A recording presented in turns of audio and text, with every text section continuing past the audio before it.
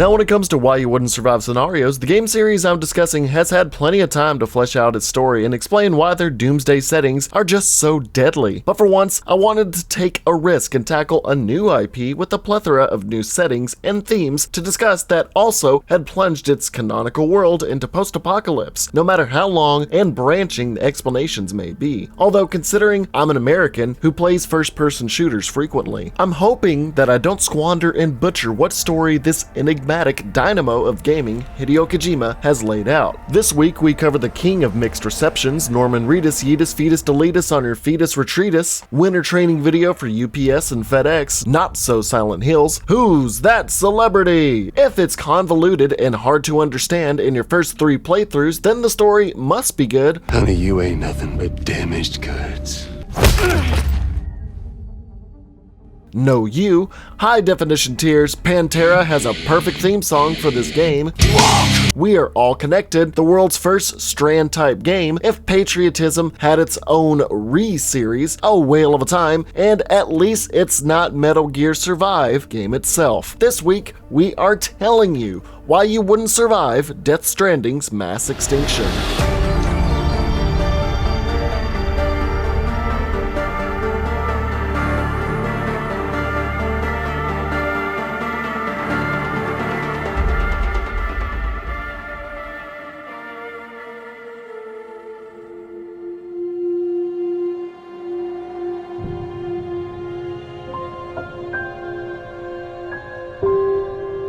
As every Why You Wouldn't Survive scenario begins, we first have to have a little background on the universe and more importantly, the threat this reality created before we can insert it into our own realm of existence. Again, no matter how convoluted it may seem, so don't complain about where's the explanation of the survival, and also spoilers ahead. So whether or not we can agree on our view of the afterlife, whether it be heaven, hell, reincarnation, a buttload of virgins, an infinite void of darkness, or repeating our lives again and again, hence why we have deja vu, let's put the hypothetical situation of Death Stranding's afterlife into play. In between the living world and the realm of the dead lies a veritable purgatory appropriately titled the beach. Depending on our life experiences and own perceptions, these shores can be shaped differently from person to person. Within this realm, time is non-existent, meaning anyone that happens to come here outside the normal terms of death could live indefinitely, but with dire consequences. It was during the exploitative venture into this realm that the chiral network used it to filter information through instantaneously for a more productive and ever-growing American population. Think of it as a super internet where download speeds are basically non-existent. This plane of existence was discovered when Bridget Strand fell ill with a condition that literally tore her soul in half, creating an alternate version of her named Emily.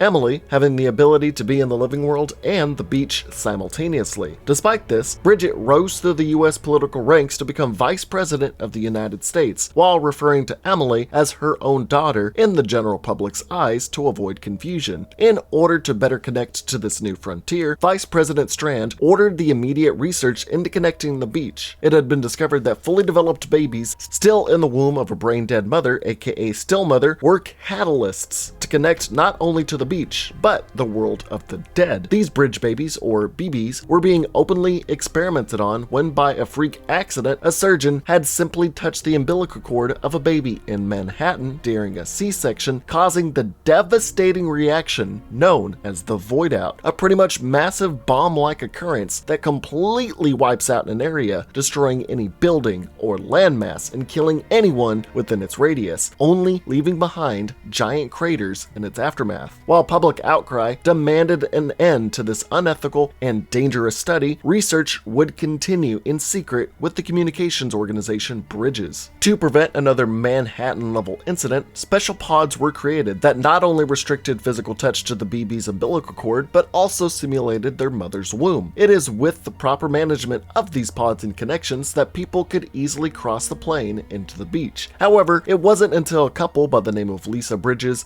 and Cliff Unger were met with a fateful accident that left the then pregnant Lisa in a brain-dead state. Unger, a desperate husband and soon-to-be father, went to Bridges hoping that their research with his exact situation would help his wife and unborn son, Sam. Vice President Strand forced further experimentation on Sam and was soon to order the transportation of Sam to a separate facility where Cliff would never see him again. A past friend of Cliff's, Die Hardman, who worked directly under the Vice President, did not want to see Cliff lose his son so soon after his wife had become brain dead. Die Hardman warned Cliff of the order and told him to escape. However, after a sorrowful chain of events, Cliff was cornered in the facility after being shot numerous times. Taking Sam out of his pod and clutching his son, he wished him a better life before he was shot one last time in the chest by a demanding Strand. The bullet killed him on impact, but also carried through and killed Sam as well, ruining what research had led up to that point. However, Strand would not have it this way. Strand, using her divided soul, sent her other half, Emily, to the beach to prevent and even resurrect Sam before his departure into the world of the dead. This seemingly simple action of revival would be the igniting factor into what would plummet the world into the Death Stranding Extinction event. For disrupting the natural order of life and death, Emily and Sam had bridged the world of the living with not only the beach, but the world of the dead. Emily had become what was known as an extinction entity, which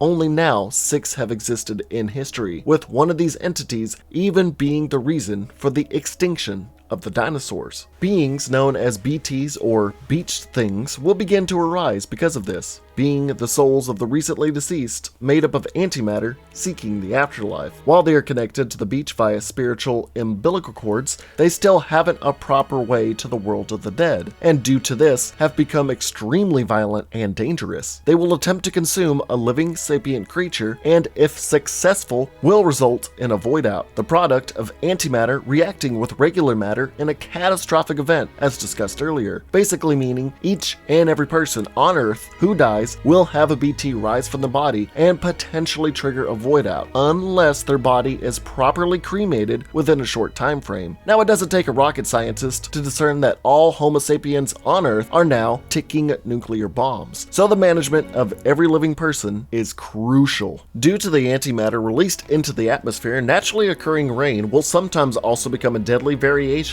in day-to-day life, known as timefall. When these specific rain droplets make contact with anything, it will dramatically accelerate the progress of time on the object or specimen, causing it to either break down, age, or rust almost instantly. If caught within a timefall without any protective covering, you could see yourself age to the point of death in moments. Although once these droplets have landed, will become just regular water. The only way to counteract this hyperactive aging without proper protection is by consuming the otherworldly cryptobiotes. Cryptobiotes will begin to culminate within our world. Water bear-like creatures who are immune to just about all metabolic processes, disease, age, any state of living conditions. They are immune to many of life's falters. When a human consumes them, they will temporarily be unaffected by timefall and can even replenish a small portion of the host's blood. On top of all of this, the aging rain, the nuclear death bodies, and impending sense of dread, the BTs themselves are invisible to the naked human eye. Only under 2 conditions can a person perceive these spectral threats: by connecting with the bridge babies via their pods, or if Emily, or the extinction entity, bestows the power of dooms upon a person they somewhat trust. Dooms being a mental condition that connects them to the other side and the beach, while experiencing apocalyptic and awful nightmares that will cause severe mental defects ranging from severe anxiety, depression, schizophrenia, and etc., with an allergy that will cause them to tear up when they are in the presence of these beach things and similar beings. So when you see these people tearing up in those beautiful shots, sometimes it's not because they're sad or it's an emotional scene, it's because they forgot their Sudafed. There are also varying levels of dooms, allowing sites of the BTs and even at higher levels being able to control them and manifest their shape at will. Amidst the aforementioned timefall will often be the beach things of a wide variety, the first and most reoccurring of which are the gazers. Adults and human infants alike, these creatures can detect humans only through sound. By holding your breath, you can avoid being found, but only as much as your lungs will allow. As they approach and hone in on a target, they will manifest what seems like a pool of tar, with desperate hands sprouting from it, and if you find yourself within this muck, could potentially be dragged down into the mire. If you cannot fight your way out, you will be dragged to the nearest catcher variant of BT. Large beasts that can be formidable foes, they can consume you into their core in order to trigger a void out. Avoiding this outcome, either against the alpha or beta versions of the lions or dolphins, adorned with tentacles, appendages, and fast means of movement, your only real chance of survival against them is to run and escape the radius of tar that they create while they pursue you amidst a horde of gazers. Most likely against these things, you're going to be consumed and your body will trigger a void out. And if this void out does occur, gazers within the blast radius will transform into a tougher golden version, capable of killing you without the aid of their larger counterparts. Colossal versions of the BTs can be manifested by those with an outstanding level of Doom's capabilities, being able to suck in living beings to consume them and cause a void out large enough to wipe out an entire city. The only way of preventing this particular magnified void out would simply be to kill yourself before you are eaten. Igor Frank attempted suicide but ultimately failed before he was consumed and a void out was triggered. Gas bags can also exist as jellyfish-like BTs that float towards people and explode in a mass of tar to stun and disorient people as other BTs close in. And the largest, most majestic, and probably most horrifying is the Leviathan, a flying whale-like beast that can fire chiral lasers and golden gazers at you as it crosses giant masses of tar created by the BTs in timefalls. Now you're probably thinking, how do I fight back against these? Well, the only real way to counteract these beach things is by utilizing the bodily fluids from repatriates to coat weaponry and ammunition to either ward off BTs or using their blood to send a BT back to the world of the dead by cutting their strand. So what are repatriates? Well, repatriates are rarities in mankind that have the ability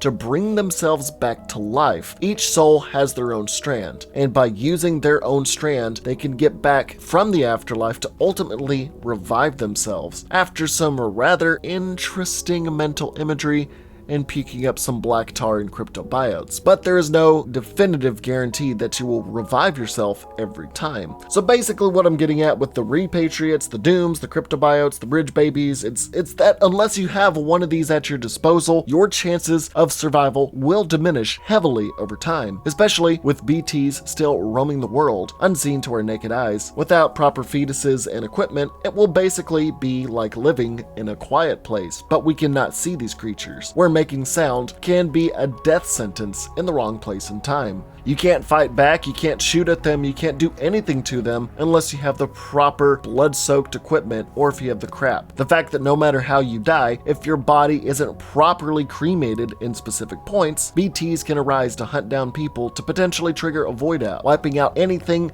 and everything within a wide radius. Unless you yourself are like Sam or a repatriate, where you can attempt to bring yourself back to life via your latent natural abilities. Although, like I said earlier, it's not a 100% guarantee if you're able to reach your own strand in time. Hell, the whole point of Kojima's game was that the characters and delivery system were probably the bravest line of work in this dystopian future, and it even required elite squads to even destroy bodies, hence the corpse disposal units. Say that you were in the safe haven of a city or underground bunker. You would absolutely need to monitor each and every person, as if someone were to commit suicide, die of sudden natural causes, heart attack, murder, or even choking on a chicken bone, that person's corpse will be a critical liability, creating BTs within a 24-hour span that can trigger a void out from within. Many people with life-threatening health defects could be expelled from societies to avoid such situations. Any kind of death could lead to a nuclear bomb threat. Some BTs of humans with an overwhelming sense of pride, revenge, or overall overwhelming obsession can overpower and control BTs to attack people in order to achieve their own goals, like the bitter Cliff Unger, or the leader of the terrorist organization the Homo Demons, Higgs Monaghan, purposefully suicide bombing central areas in order to trigger voidouts in order to keep a separation from the fracturing US government. No normal human can fight back against the BTs or see them coming outside of their footprints and sounds they make as they approach. You cannot prevent a power-hungry Dooms user from using their control to kill people at their whim. You most likely won't be able to withstand the initial showers of the timefall that will age you to dust or age you to the point that you are too weak to fight back, unless you're lucky enough to find one of those crypto biotes. Although, near the beginning, I don't know many people that would be willing to eat these floating bugs to see what their biomass is capable of in our systems. If you possess the power of Dooms, you'll still need to be able to fight back, as just seeing them is a minor advantage, since you'll need to use your own blood and feces just to repel them or attack them. You gotta wonder if a poofling and monkey with Dooms would scare a BT. So unless you have any of that, you're pretty much screwed. You're gonna die of old age because of the rain, you're gonna die due to a nuclear explosion because your friend died next to you, or the BTs will force you to become a nuclear bomb. There's a lot going on, and I don't think you'll be able to face it. With all that lore, world explaining, and bitter fiction to non-fiction, it's easy to see why we wouldn't survive. I mean, it all started with a doctor performing a C-section on a brain-dead mother. The pure reiterated fact that voidouts can occur so easily is enough to suffice for this video. But with BTs, timefall, and those that control them dotting the world, well, you aren't gonna survive unless you are Norman Reedus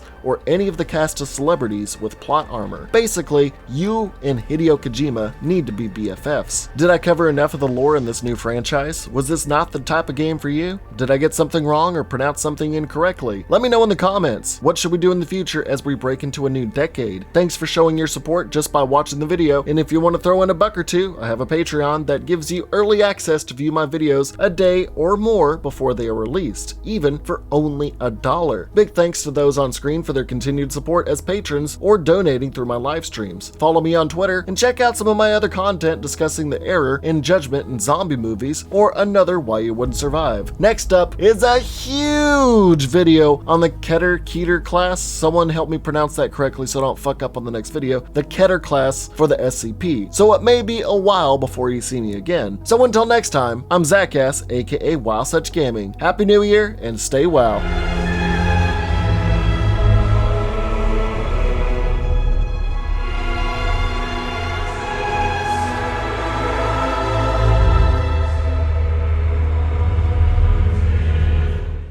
Try Power Thirst! Energy drinks for people who need gratuitous amounts of energy!